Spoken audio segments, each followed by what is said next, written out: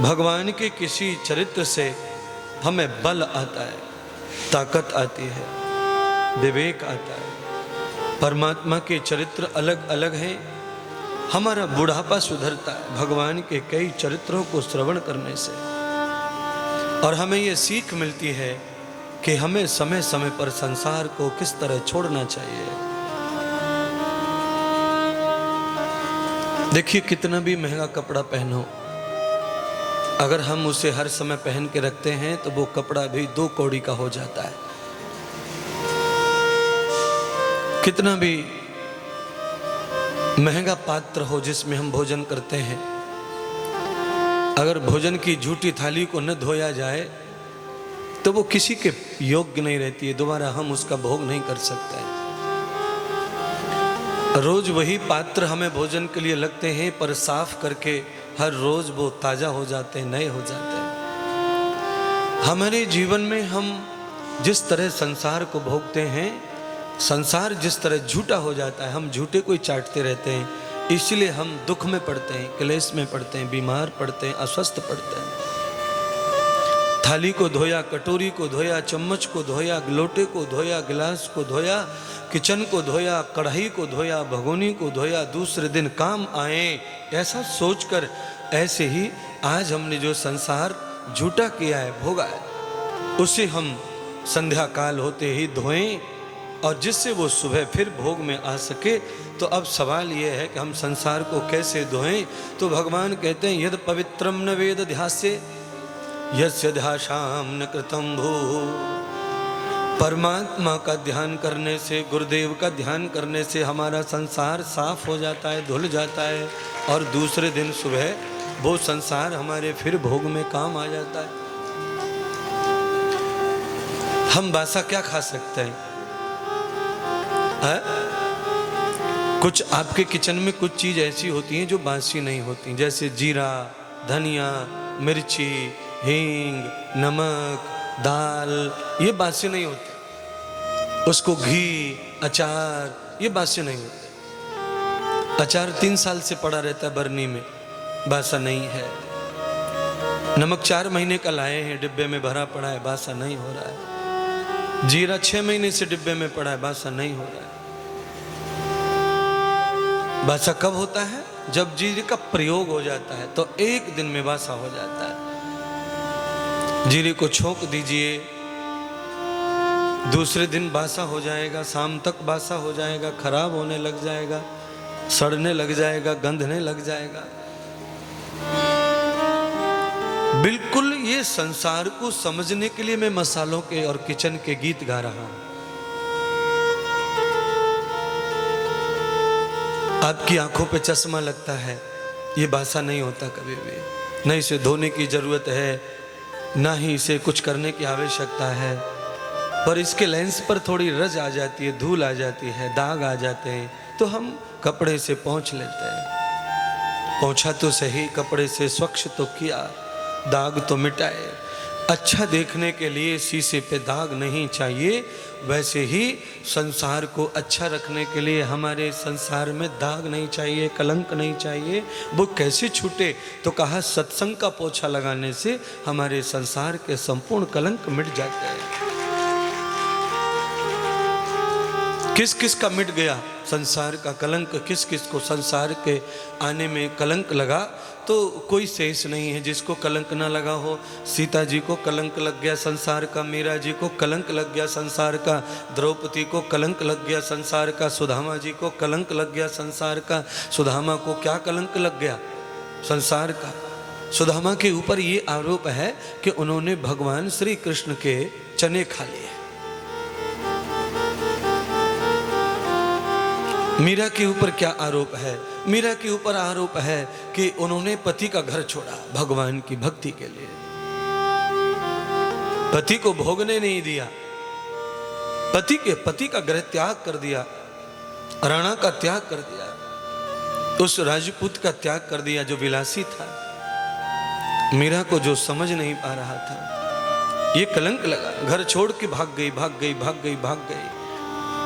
सुनिए, भगवान के लिए जब पहली बार कोई अचानक चला जाता है तो लोग भाग गई कहते हैं, भाग गया कहते हैं।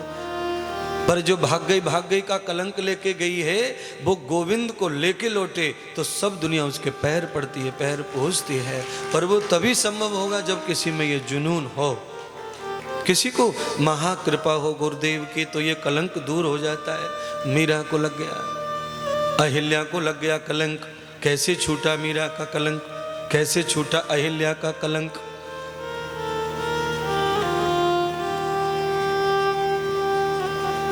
कैसे छूटा आप ही बताइए, आप सब बड़े जानकार हैं। हमने सुना है श्याम अहिल्या को तारा, अहिल्या को तारा श्याम, अहिल्या को तारा।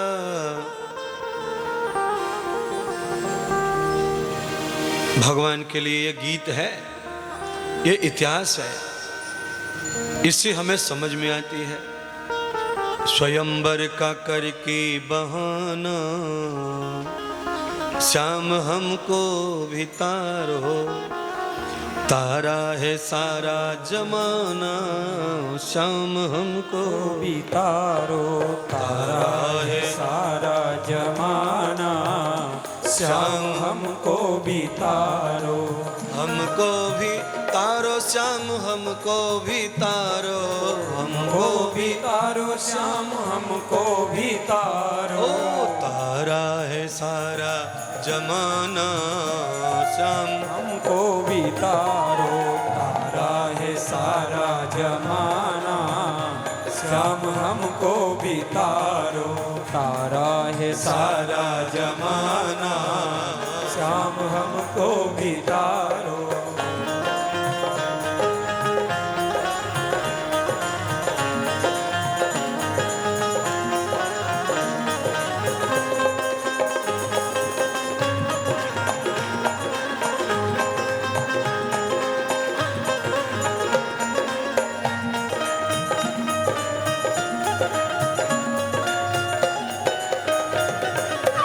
देखिए,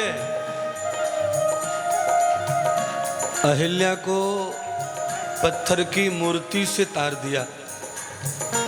अब हम तो पत्थर की मूर्ति नहीं है ना, हमें तो ईश्वर ने चेतन बना के इस शरीर में भेजा है। भगवान का लेस मात्र भी स्पर्श हो गया तो ये शरीर पारस बनने में देर नहीं लगाएगा, क्योंकि पत्थर नहीं है, इसमें मन है, बुद्धि है, चित्त है, आत्मा है, सब है। अहिल्या तर गई तो हम क्यों न तरेंगे। अर्जुन को तारा श्याम सुदामा को तारा, अर्जुन को तारा श्याम सुदामा को तारा, अर्जुन को तारा श्याम सुदामा को तारा, अर्जुन को तारा श्याम सुदामा को तारा। सब अलग अलग हो गया। अब संगीत उनका अलग बज रहा है, ये अलग बज रहा है। मैच कर दो, मैच होना। सब सुदामा को तारा श्याम सुदामा को तारा, सुदामा को तारा श्याम सुदामा को तारा, अर्जुन को तारा श्याम सुदामा को तारा, अर्जुन को तारा श्याम सुदामा को तारा।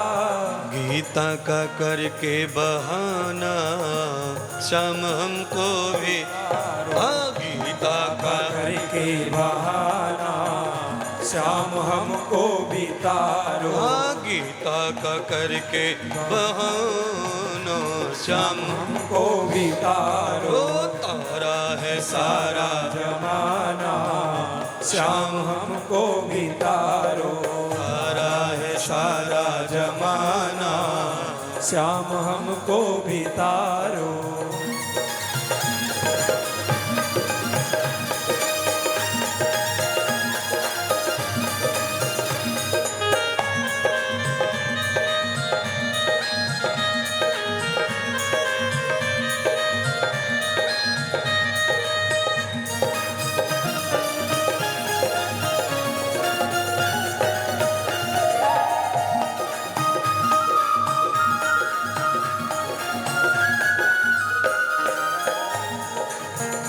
एक लाइन इसमें आज अपने मन से जोड़ रहा हूं,